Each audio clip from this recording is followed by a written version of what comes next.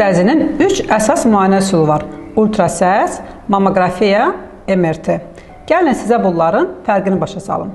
Süd vəzində hər hansı bir düyün varsa, bunu biz ultrasəs müayinəsi vasitəsilə bilə bilərik. Amma süd vəzində bəzən sonradan süd vəzi xərçənginə keçə biləcək kalsinatlar olur. Bu kalsinatları biz yalnızca mamoqrafiya vasitəsilə aşkar edə bilərik. Əgər qoltuq altı limfadünlərində dəyişkənlik varsa və ya ki, körpücük və altı üstü limfadünlərində, təbii ki, yenə də burada bizə UZI köməyə gələcək. Amma əgər biz bu törəmələrə görə orqan saxlayıcı əməliyyat eləmək istəyiriksə və bu zaman dərinin, gilə və areolanın vəziyyətini bilmək istəyiriksə, süd vəzinin arxasında yerləşən əzəllərə invaziyanın olub-olmamasını biləcəksə, o zaman bizə mamoqrafiya və UZI yox, əsasən süd vəzisi MRT-si kömək edəcək. Odur ki, bu müayinələrin hamısını cərrah özü seçməlidir.